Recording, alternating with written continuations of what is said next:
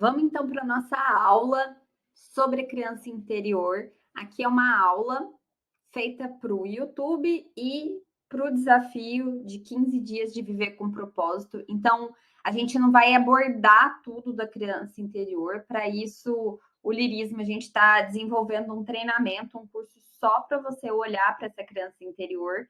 A gente aqui vai pegar pontos específicos que não te deixam viver na sua essência, viver seu propósito, não conseguir enxergar tudo isso através dos seus relacionamentos, olhando para sua criança interior. Então, uma aula bem específica dentro desse universo que abrange a criança interior, que na verdade é a nossa criança, é a nossa infância, é como a gente foi criado, é como a gente olha para o mundo, porque quando a gente é criança, é quando a gente está aprendendo qual é a forma correta de se relacionar com o mundo, e é por isso que às vezes você se sente tão travado em determinados pontos.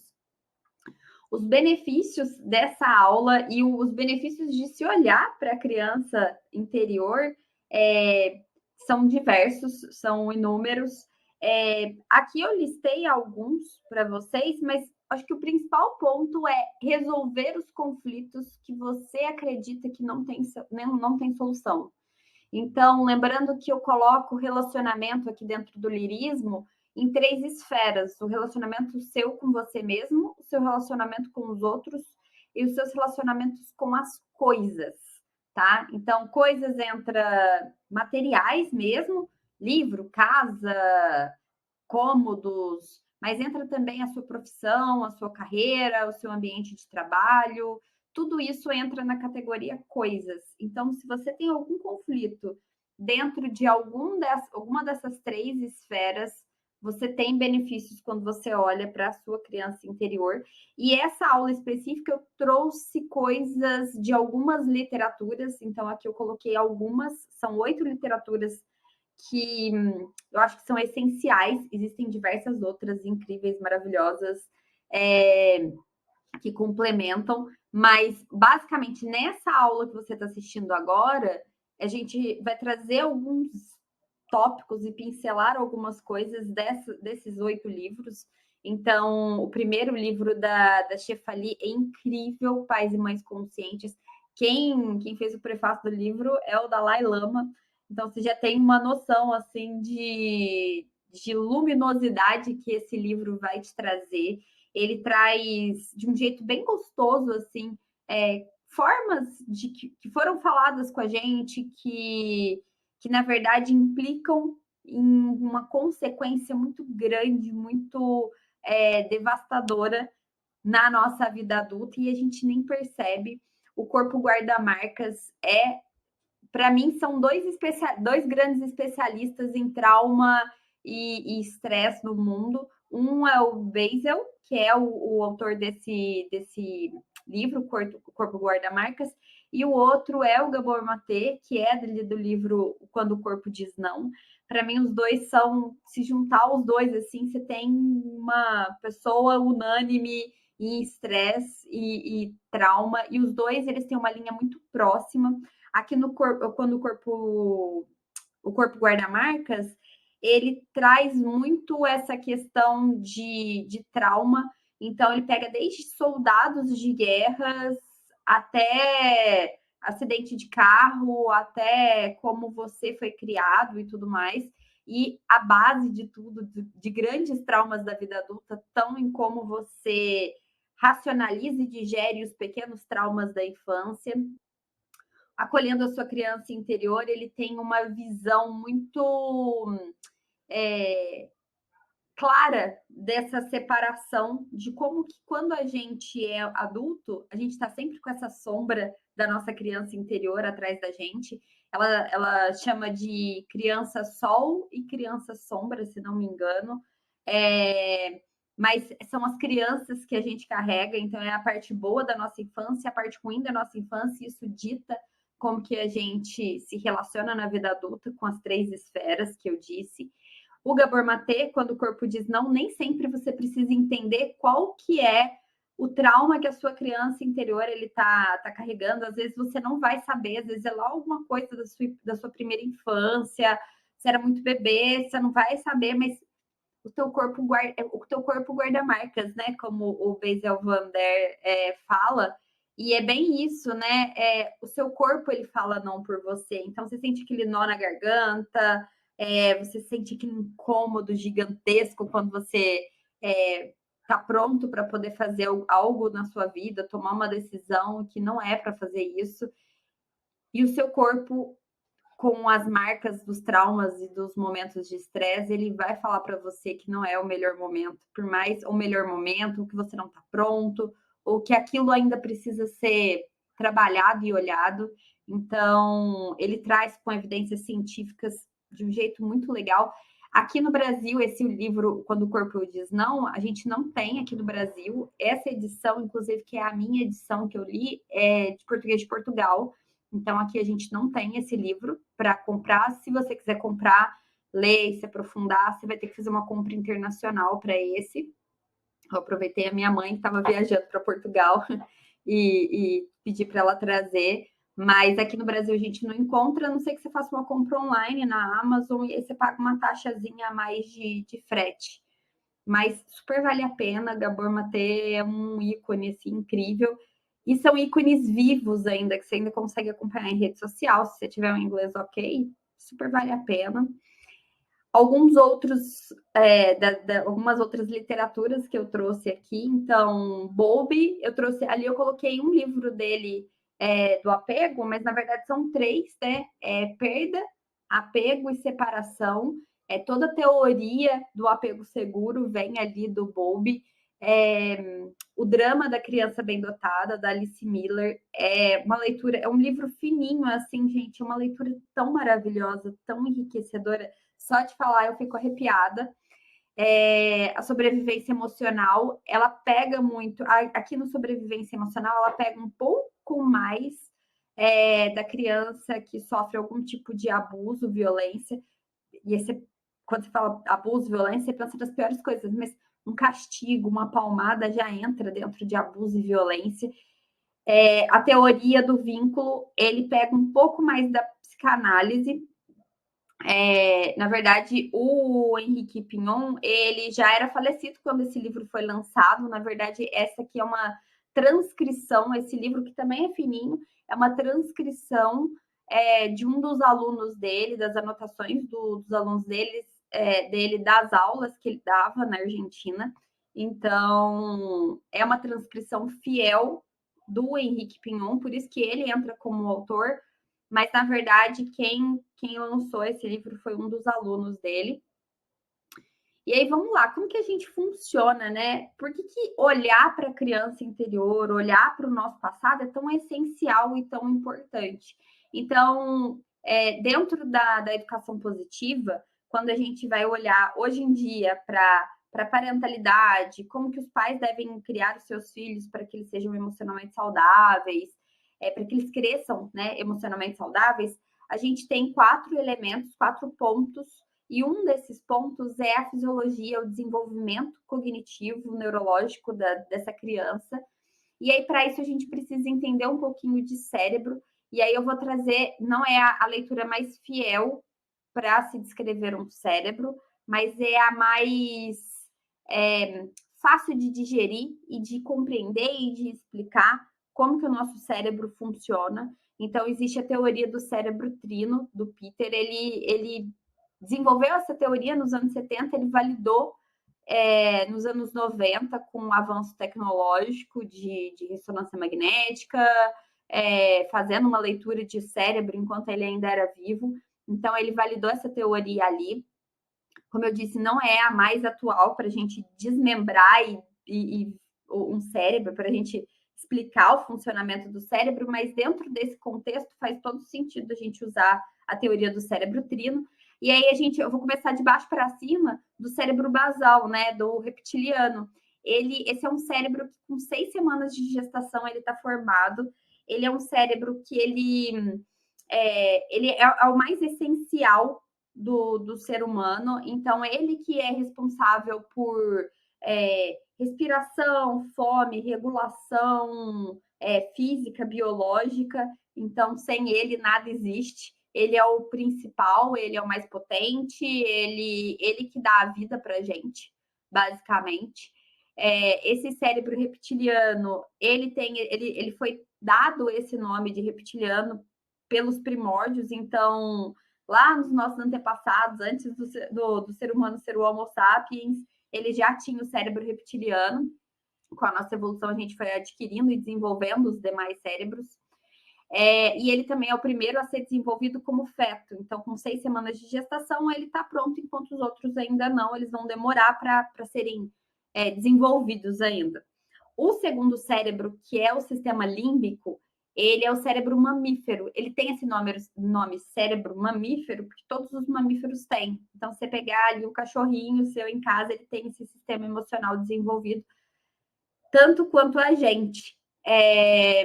E ali que está a nossa intensidade do sentir. O cérebro reptiliano com o cérebro mamífero, eles juntos, eles têm ali dentro o hipocampo, que é responsável por memórias recentes, ele tem a nossa amígdala, que é o detector de fumaça do nosso cérebro, que faz com que a gente entre em estado de alerta ou não. E isso tem tudo a ver com os nossos traumas. Então, eu vou aprofundar um pouquinho mais isso nessa aula, mas a gente tem que ver que o cérebro mamífero, ele vai começar a sua função a partir do momento do parto. Então, até então, esse sentir ainda é muito... Ele não vê nada além da barriga. Então, esse sistema, ele está ali dentro, mas ele ainda não é acionado. Então, ele não está em atividade dentro da barriga no momento da gestação. Isso é o que muita gente prega. Tem outras teorias que pregam que a partir do 5º mês de gestação a gente já tem um sistema límbico ali funcionando, né, o cérebro mamífero. Dentro da educação positiva, a gente tem que é dentro do momento do parto. E o ponto é que, independente se é com o 5º mês de gestação, se é no momento do parto, o principal ponto é que a gente, bem bebezinho, assim que a gente começa a ter acesso ao mundo, esse sistema ele já está ali, e ele sem regulação, sem ter algo lógico para poder regular esse sistema, a gente vira uma bombinha de sentimento, e aí a gente explica muito das nossas crianças, do porquê que a gente sente com tanta intensidade, por que tem criança que por falar um não para um Danone no mercado, essa criança se joga no chão e chora compulsivamente como se o mundo dela estivesse acabando, é porque ela não tem esse sistema regulatório maduro, né? E aí a gente fala do sistema lógico do cérebro, né? O cérebro lógico nosso, o neocórtex, é a parte de cima. Só a gente, ser humano, tem esse neocórtex tão desenvolvido quanto a gente precisa. Tem outros animais que têm um neocórtex, sim, que tem um sistema lógico, mas ele é tão fininho, a camada do cérebro é tão fininha que ele não é tão complexo quanto o nosso ser humano. E é ali que está o sistema regulatório, ele fica bem aqui na frente do sistema regulatório, ou seja, se a gente começa o cérebro a desenvolver daqui de trás para frente, ele é o último a ser desenvolvido, né? É o último a ficar maduro. E a gente começa a desenvolver esse cérebro lógico, a gente começa a amadurecer esse sistema lógico para poder falar e entender e compreender a partir dos 3 anos de idade, de uma forma palpável. A gente começa a desenvolver ele um pouco antes, de entender isso pode, isso não pode, mas ele ainda não tem nenhuma regulação emocional, nenhuma função de regulação está sendo desenvolvida até os 3 anos. Então, regulação emocional começa com 3 anos. Até uns 3 anos atrás, a gente falava que ele estava maduro com 24 para 25, e aí hoje em dia a gente tem, dentro de estudos de neuroplasticidade e tudo mais, a gente vai aumentando essa idade, então tem pessoas que vão até os 29, pessoas que na casa dos 40 ainda não está totalmente maduro, porque quando a gente vai falando de maturidade, a gente está falando também de educação, como a gente educa o nosso cérebro para que ele seja emocionalmente saudável. E com a neuroplasticidade, a gente, com esse avanço da neurociência que fala sobre a neuroplasticidade, sobre o poder do nosso cérebro de se transformar, a gente já identifica que mesmo normalmente uma pessoa levando dos 3 aos 24 anos para ficar madura, uma pessoa que pulou essa fase, que não teve um adulto que estava ali presente, um adulto responsável, com um apego seguro para poder desenvolver essa maturidade, essa pessoa ela é capaz de fazer isso ao longo dos anos, ela é capaz de modificar o cérebro dela para que esse cérebro possa ser maduro em anos mais avançados de vida. Então, por isso é tão importante, mesmo que você não seja mais criança, adolescente, um jovem adulto, é essencial que você olhe para sua criança interior, porque ela está ali presente, ela está ali ditando seus padrões de vida, ela está ditando como que você se relaciona com você, com o outro e com as coisas, e isso está ditando o seu sucesso e sua felicidade na vida. E se isso está ditando o seu sucesso e felicidade na vida, e você não está olhando para essa criança interior, para essa criança que às vezes foi machucada e ferida de diversas formas, às vezes das mais sutis, você está impedindo o seu eu adulto de ser um adulto realmente maduro. Então, é impossível que você fale, não, eu já sou maduro, eu tomo as minhas decisões. Mas se você não consegue manter um relacionamento saudável com seus filhos, você não consegue manter um relacionamento saudável no casamento, no trabalho, as pessoas têm medo de você, ou você não consegue falar não. E isso está ali dentro da sua criança interior e você precisa olhar, porque a neurociência já comprovou que você consegue modificar seu cérebro para, de fato, se transformar numa pessoa madura. E vamos ali, a gente vem falando dessa infância, da origem de tudo, né? Eu não vou entrar em infâncias realmente violentas, todas são nesse contexto de olhar para as suas sombras, para as suas feridas, mas violentas no sentido de castigo, punição, abuso. Eu nem vou entrar nesse contexto nessa aula, porque senão eu acho que vai perder um pouco do propósito.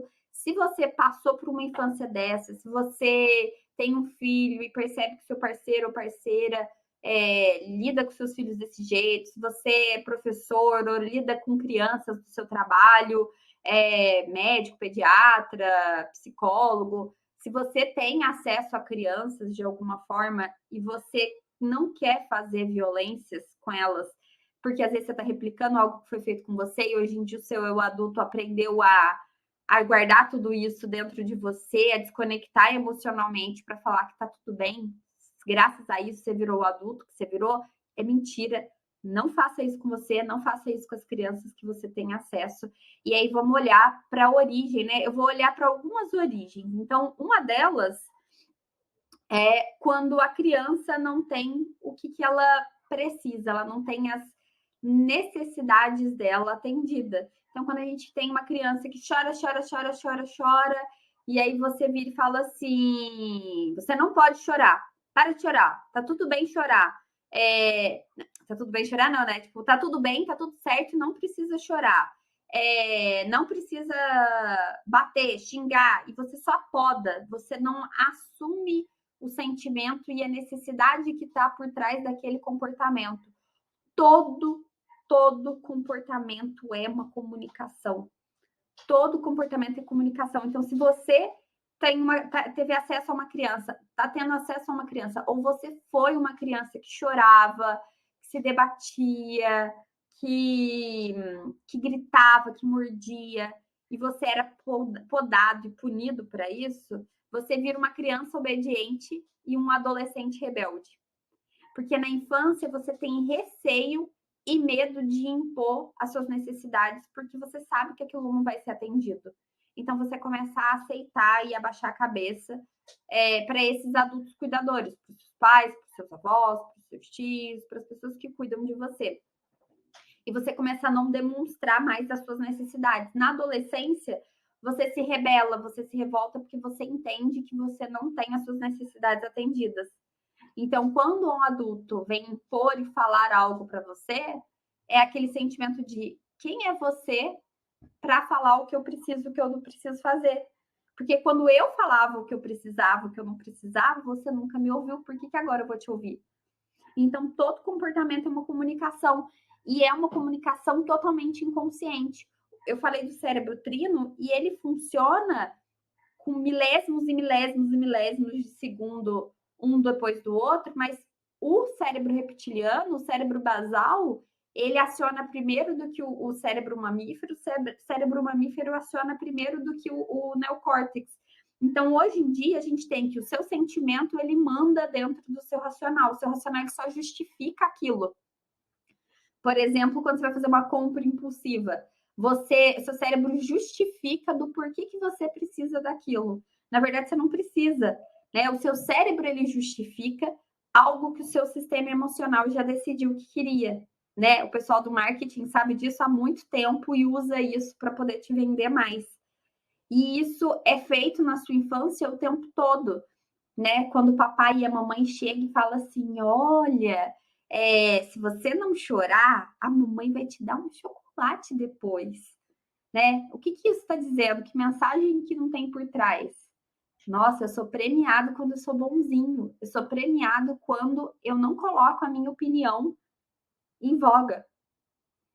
E aí, como que isso não vai te transformando no adulto que, no fundo, não pode ter a sua opinião dada, valorizada? Aí você está numa reunião de trabalho e você não pode, você não consegue impor sua opinião e você não sabe por quê. Você está ali com aquela ideia da coisa exata que você vai falar, que seria incrível se você falasse, mas você não consegue se impor e falar. Por quê? Porque você tem dentro de você que quando você não impõe a sua opinião, você é premiado. Você ganha mais ficando quieto do que falando. Então, esse sistema no qual a gente foi educado é um adultismo, né? Uma das minhas professoras da especialização, ela sempre fala que isso é adultismo. E o adultismo, ele vem do quê? Não do adulto se modificar em prol da necessidade da criança, para que essa criança tenha suas necessidades atendidas e cresça emocionalmente saudável. Mas a gente vai modificando a criança para que ela aprenda a ignorar as próprias necessidades, para que ela se adeque à vida de adulto. Quantas vezes você não se adequou à vida dos seus pais para você ser aceito e mesmo assim você era julgado como errado? Você era julgado como pior, né? No livro ali do Pais Mais Conscientes, ela fala, a gente tende a julgar sempre os nossos filhos como piores, né? Como malvados da história. Então é assim, nossa, você não vai nesse jantar é porque você não se importa tanto com a sua família. Você não está estudando porque você não liga para o seu futuro. E olha que pesado que é isso, sabe? Às vezes a pessoa não está estudando porque ela tem uma dificuldade enorme e ela não sabe nem por onde começar. É mais fácil eu desistir daquilo do que eu tentar, porque eu sei que eu vou falhar. E aí é uma necessidade de entender aquilo de um jeito prazeroso, ou que realmente faça sentido para mim. Mas você é julgado como errado. Você é a pessoa que não se preocupa com o seu futuro. E aí você acredita, porque quando você é criança, você está aprendendo a se relacionar com o mundo. E aí, se o seu pai com a sua mãe, que conhecem tudo, que estão ali para te educar, falam que você não se importa e que esse tipo de comportamento é de quem não se importa, em vez de fazer com que você queira estudar mais, vai fazer o quê? Vai fazer com que você não se importe. E aí você olha os seus resultados e a vida que você tem hoje, você fala assim, meu Deus, eu realmente não me importo, eu nunca me importei. E não é isso. Você nunca foi ensinado como se importar, como estudar direito, como descobrir o que você ama. E o seu pai com a sua mãe, aqui eu não tô. Essa aula não é para botar dedo em ninguém. Ninguém. Seu pai com a sua mãe pode ter feito o melhor que eles puderam. Eles vão estar em falta com você, tá? E não é culpa deles. Era responsabilidade deles.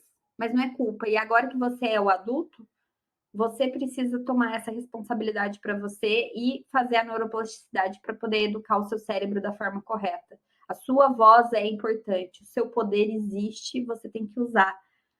Você é criativo, sim. Você não está certo o tempo todo e está tudo bem errar. Né? Outra coisa muito comum dentro da nossa educação é essa minimização de sentimento. Então, por exemplo, quando você era criança, Tem alguém que foi lá e praticou bullying com você na escola. Em vez de olhar e falar assim, nossa, deve ter sido super pesado para você ouvir isso que ele falou. Filho, desculpa de verdade ter te colocado nessa situação de estar numa escola que você tem que conviver com esse tipo de pessoa. Ele realmente não tem ideia do que ele está falando e ele não sabe do quanto que ele está te machucando, mas eu te vejo. Vamos fazer algo sobre isso? Vamos olhar que precisa mesmo se sofrer por ele? Isso que ele falou é verdade? Por que te doeu tanto? Vamos olhar para isso, filho? Vamos junto, eu tô com você. E aí, o que a gente faz? O adultismo, o que é mais rápido? Ah, ele é um bobo por falar isso. Você vai ser mais boba ainda de acreditar? Então, você sofre o bullying e ainda tá achado de boba por sofrer, né? Você é julgado pela sociedade e ainda é julgado dentro de casa por ter sido doído por isso, né? Então, olha e vira e fala assim: nossa, mas você tá chorando por causa disso? Não acredito. Que bobeira. Nossa, você é muito criança mesmo, né? É um absurdo esse tipo de comportamento. E é feito todos os dias, é natural, é normal. E aí você vira um adulto que não aguenta um choro. O choro ele alivia tanto. Poder chorar livremente é libertador. Tem dia que você tá com aquela angústia, que se você senta, você chora, depois você tá renovado para poder ir lá e continuar. Não significa que facilita a sua vida, significa que facilita suas estruturas emocionais e regula seus hormônios para que você tenha disponibilidade emocional para poder lidar com os conflitos. Só que seu choro é silenciado tantas e tantas vezes na infância que quando você é adulto você não consegue mais chorar. E quando você chora, você quer parar de chorar rápido, você se sente culpado, você se sente frágil, você se sente menos. Por quê? Porque toda vez que você chorou a vida inteira, alguém te fez se sentir menos. E aí, o quanto desse sentimento e dessa angústia na vida adulta não sendo extravasado, não vai te minando mais e mais e mais. Eu falei que eu ia falar um pouco do nosso sistema de fumaça, do nosso alerta de fumaça, né? Que é a nossa amígdala cerebral. E a amígdala, ela é responsável para você correr, atacar ou congelar. Só que em casos extremos, ela ainda funciona ok. Ah, fui assaltado, né? Fui sequestrado, coisas muito extremas, ela ainda funciona. Mas quando a gente é criança, que ela ainda tá filezinho, né? Super, super afinada para realmente ver o que é perigo ou não. Olha o que acontece. A criança vai lá enfiar o dedinho na tomada. Aí o pai com a mãe entram em desespero com isso. Aí dá aquele berro assim: para de fazer isso, eu não aguento mais. E aquele gritaria, aquele susto constante, aquele tempo todo o pai com a mãe te colocando em sistema de alerta. Imagina para uma criança que tem pelo menos metade do seu tamanho, que a vida dela depende da sua, ela olha para aquele adulto cuidador, que a vida depende dele, que ele realmente é dependente, que é maior que ele, que tem uma voz mais alta e mais grossa que ele, berrando com ele. A amígdala cerebral entra em alerta na hora, na hora. E quando ela entra em alerta, o que faz, por exemplo, uma pessoa congelar? Vamos lá, a amígdala foi lá e falou: congele. Nessa situação de perigo, você precisa congelar. Você só vai parar e ficar descongelado? Não. O que acontece? No corpo guarda-marcas, ele tem uma imagem neurológica de uma pessoa que congela no momento de trauma, e na hora que ela lembra do trauma, e quando ela tem gatilhos do trauma, e o cérebro ele despluga da tomada. Ele fica um branco total. E aí, quando faz isso, ele joga um monte de hormônio de estresse e cortisol no seu organismo. Quando você faz isso, sua respiração fica mais acelerada. O seu coração bate mais rápido. Por que isso? Porque se você está numa situação de perigo, talvez você precise correr eventualmente. Então, ele já começa a aumentar essa adrenalina, aumentando a sua respiração e o batimento cardíaco para que você corra. Então, ele vai lá, faz você congelar e começa a mudar esse sistema.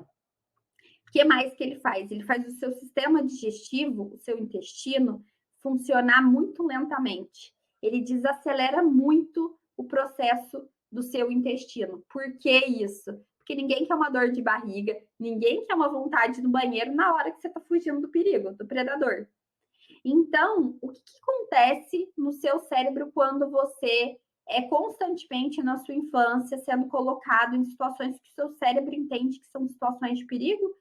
O seu sistema de hormônios estressores, eles estão o tempo todo ali, o tempo todo ali. Agora, imagina que você cresceu ouvindo gritaria, tomando beliscão, sendo colocado de castigo. E eu nem estou falando de outros tipos de abusos que também levam você a acreditar que você está em perigo, né? Estou falando da coisa básica que é normal na nossa sociedade. Você, o tempo todo, vai acreditar que você está em sistema de perigo. Então, o tempo todo está sendo liberado no seu corpo hormônios estressores que faz com que o seu coração bata fora de ritmo, que a sua respiração funcione fora de ritmo, que o seu intestino funcione fora de ritmo, que seu estômago funcione fora de ritmo, que o seu cérebro funcione fora de ritmo, que a sua bexiga funcione fora de ritmo.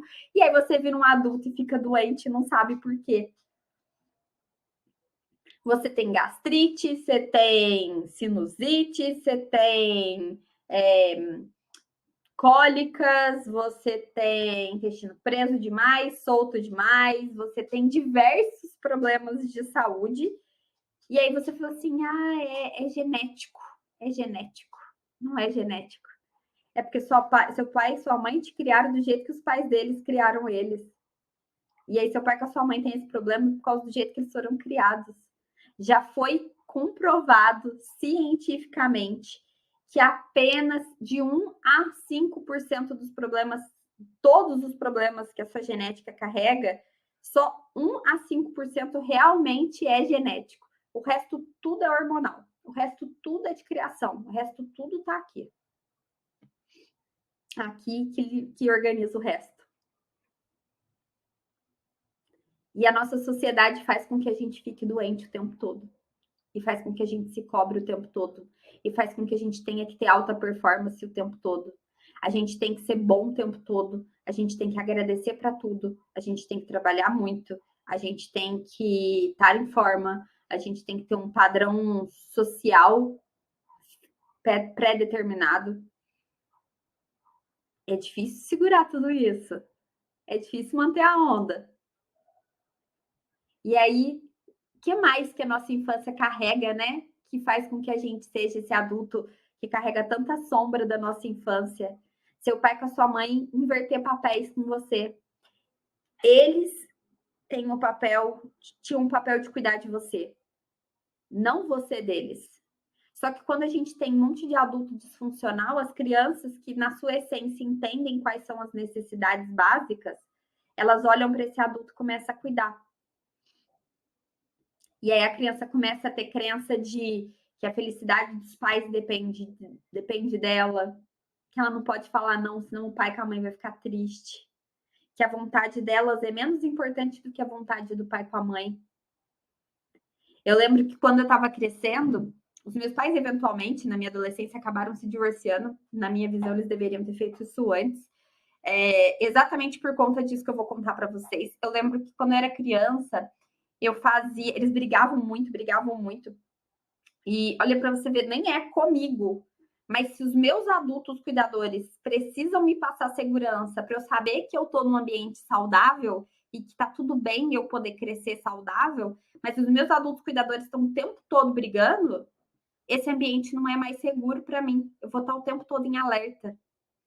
Então, também faz com que eu cresça um adulto que está o tempo todo alerta. Aquele adulto que chega no trabalho achando que vai ser mandado embora. Que quando tem o chefe conversando com alguém, você tem certeza que está falando de você. É o hipervigilante, né? É um sabotador hipervigilante. Você está o tempo todo vigilante porque algo ruim pode acontecer. E eu tinha esses pais que brigavam o tempo todo na minha infância. E eu sonhava em fazer o casamento dos dois dar certo. Olha que responsabilidade.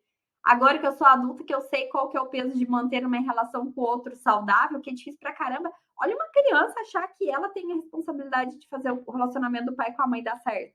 Eu lembro de uma vez que eu preparei um café da manhã na mesa, tudo bonito e não sei o quê, num fim de semana, para o meu pai e a minha mãe poder tomarem café da manhã juntos e terem uma vez um momento gostoso.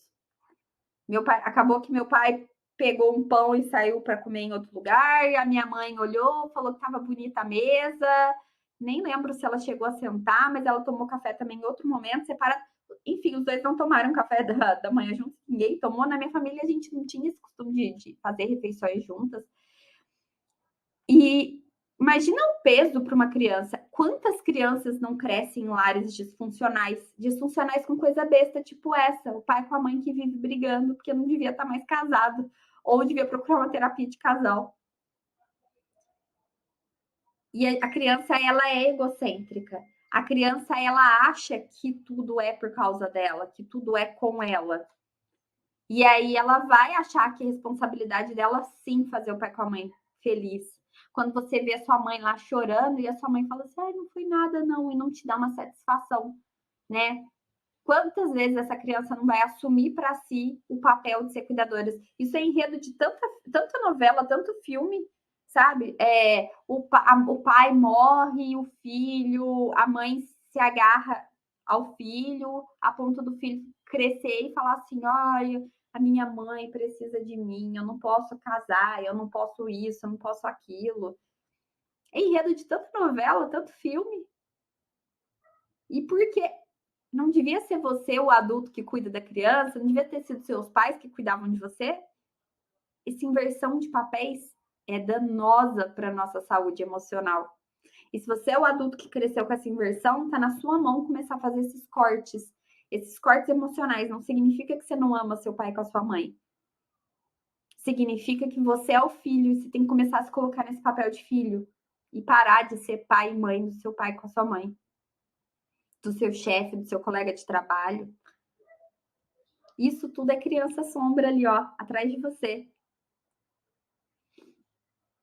E aí, dentro dos relacionamentos, né, na teoria do vínculo, a gente tem que existem 3 tipos de relação. Então, aonde você é emocionalmente saudável, e aí, como eu coloquei ali, pessoas emocionalmente saudáveis, elas se relacionam com pessoas emocionalmente saudáveis. E existem os outros 2 perfis, que é o perfil aonde eu tenho tantas dores do meu passado, eu tenho tanto sofrimento do meu passado que eu tenho medo de perder as pessoas que eu amo. E por ter medo de perder as pessoas que eu amo, eu afasto essas pessoas. Então, quando eu tô num relacionamento, eu sou o mais frio possível, o mais calculista possível, o mais lógico possível. Eu uso a lógica para abafar e me desconectar emocionalmente das coisas. Porque a sua infância às vezes foi tão sofrida, foi tão difícil, que você teve que aprender a desplugar da tomada muitas vezes para não sentir, porque sentir que as suas necessidades não eram atendidas e que pior, as pessoas, elas além de não cumprir as suas necessidades, elas criavam mais necessidades para você, é muito pesado, então você desconectava da tomada. Então, quando você está numa relação, você acaba afastando o outro. E aí existe a outra vertente disso, aquela pessoa que sofreu na infância e que acredita sinceramente de que o amor depende dela, que ela precisa ser a causadora de amor na vida dela, que se ela não se doar, não vai ter amor. E aí, geralmente, esses 2 perfis, eles se relacionam. Quanto mais eu amo esse, mais ele se afasta. Quanto mais ele se afasta, mais eu acredito que eu preciso dar amor para receber amor. Então, eu fico dando amor, ele se afasta porque ele tem medo de perder esse amor. E aí, isso aqui se nutre de um jeito muito ruim.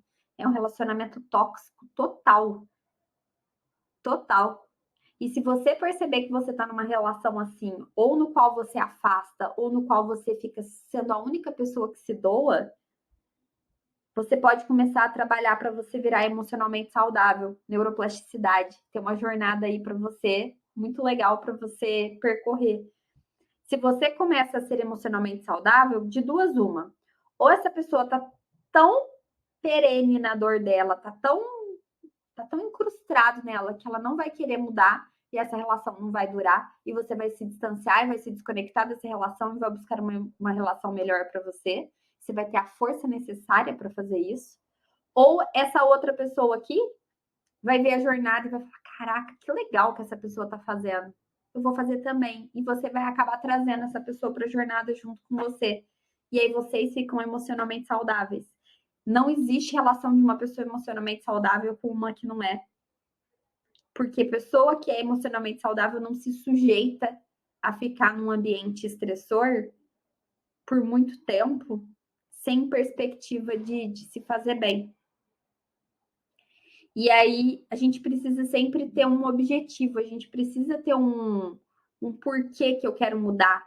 E até para perceber essas gatilhos e sofrências e nós na garganta, a gente precisa ter um norte, né?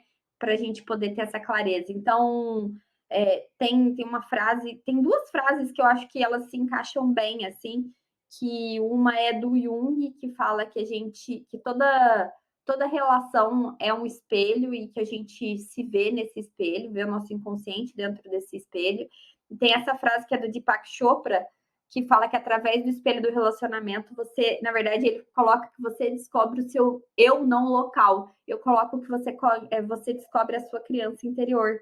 Através do seu relacionamento com as três esferas, com você, com o outro e com o mundo, você de fato, né, com as coisas, você de fato consegue olhar para a sua criança interior e saber se essa criança interior ela tá mais saudável ou não, e olhar para os momentos que ela é sombra para poder transfigurar e transpassar isso.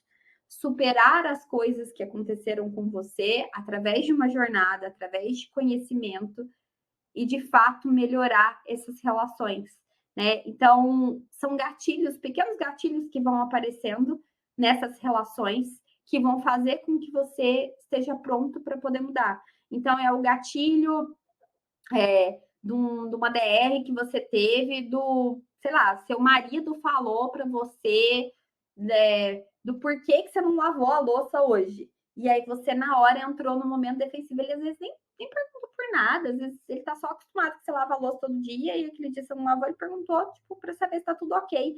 Mas na hora você entra na defensiva e acaba virando uma briga e é olhar para você. Por que isso te incomodou tanto? Às vezes você tá certa, assim. Então, ou certo, né? Então, aquela pessoa que abusa da boa vontade e é folgada dentro de casa e você se irrita profundamente.